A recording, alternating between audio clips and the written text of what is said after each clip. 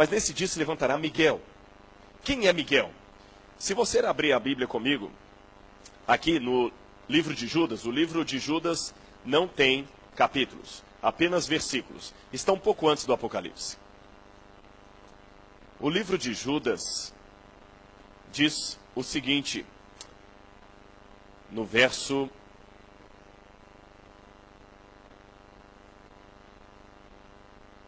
9.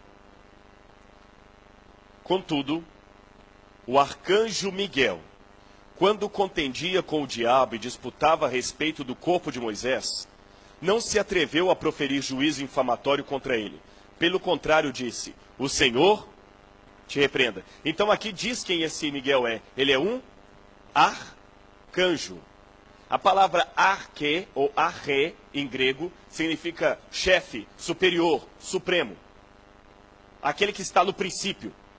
Por exemplo, arqueologia, o estudo do que está no princípio. Arqueduto, o condutor principal. Arqui-inimigo, o principal inimigo. Tá certo? Arcanjo, o principal dos anjos. Então Miguel é um anjo, é o chefe dos anjos.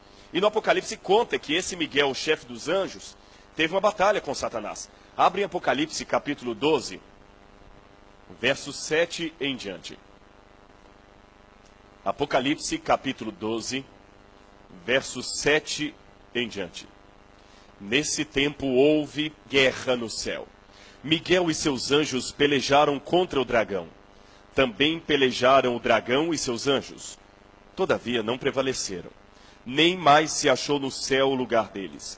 E foi expulso o grande dragão, a antiga serpente que se chama Diabo e Satanás.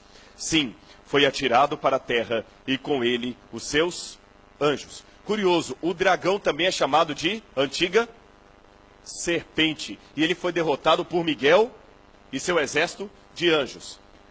A serpente antiga é aquela serpente do Éden.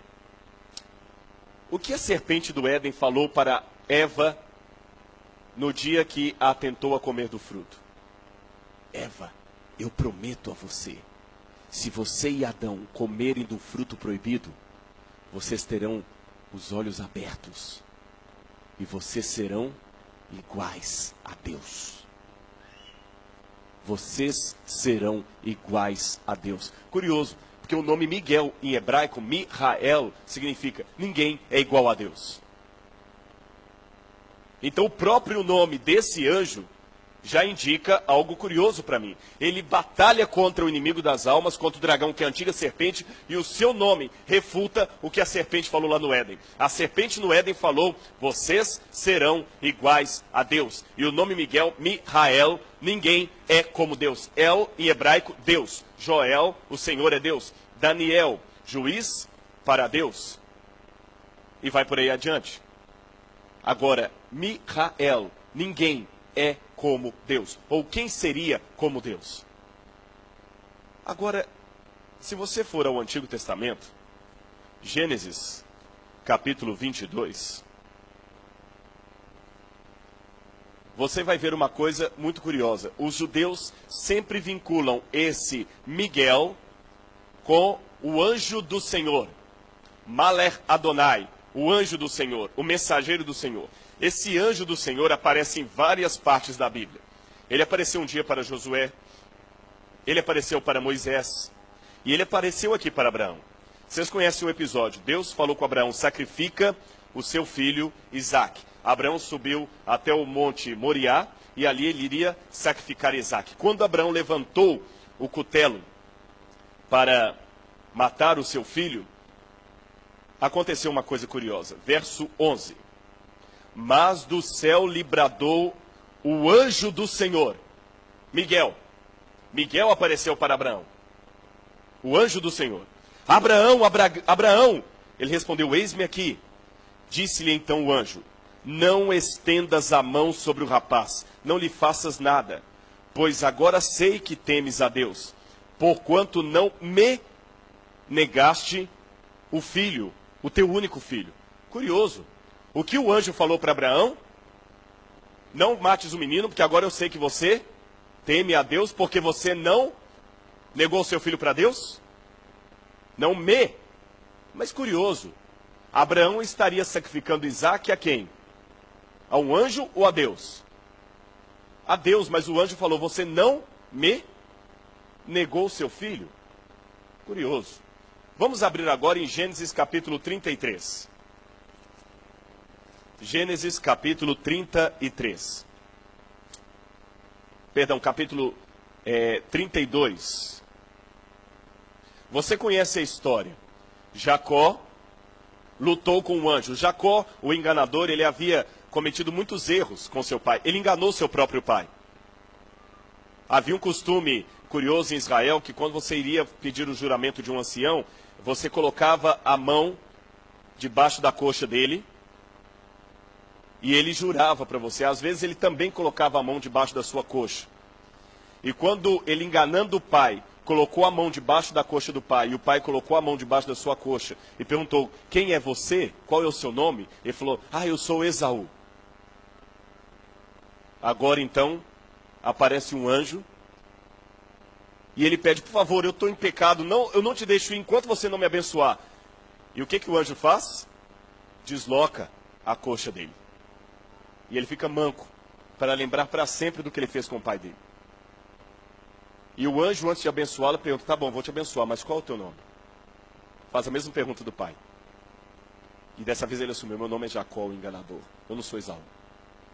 E é curioso que ele luta com o anjo, mas acontece uma coisa interessante. Verso 29. Tornou Jacó, dize, rogo-te, como te chamas? Respondeu ele, por que perguntas meu nome? E o abençoou ali o anjo. Aquele lugar chamou Jacó Peniel, pois disse, vi a Deus face, mas quem ele viu? Não foi o anjo, mas ele fala que viu a Deus face a face. Nasceu-lhe o sol, quando ele atravessava Peniel, e manquejava de uma coxa. Por isso os filhos de Israel não comem até hoje o nervo do quadril na articulação da coxa, porque o homem trocou a articulação da coxa de Jacó no nervo do quadril. E é interessante que o anjo mudou o nome de Jacó. Mudou o nome de Jacó para que nome? Israel. Ish, homem. Ha, guerra. El, Deus. Israel, o homem que lutou, que guerreou contra Deus. Mas espera aí. Contra quem Jacó lutou? Contra o anjo, Miguel. O rosto de quem Jacó viu? Mas na verdade ele viu o rosto do anjo, Miguel. Quem apareceu para impedir o sacrifício de Isaque? O anjo, Miguel. E disse para Abraão, você não me negou o teu filho. Então, esse anjo é Deus? Seria Deus um anjo? Deixa eu explicar a você dessa maneira. Deus, quando criou a humanidade, ou melhor, antes de criar a humanidade, Deus em si mesmo se bastava. Mas Deus resolveu criar. E ele criou o universo. E quando Deus criou a primeira criatura, Deus tinha um problema. Aonde está Deus? Responda para mim, onde você acha que está Deus? Everywhere. Em todo lugar. O que Deus sabe? Algumas coisas? Deus sabe o quê? Todas as coisas. Vocês acham que Deus raciocina? Deus pensa? Eu não acho que Deus raciocina. Deus não pensa. Deus sabe. Se ele já sabe o fim desde o princípio, ele não precisa pensar. Eu penso, eu chego a conclusões. Deus não chega a conclusões, ele já sabe. Deus não precisa nem raciocinar. Deus sabe tudo. Deus pode tudo.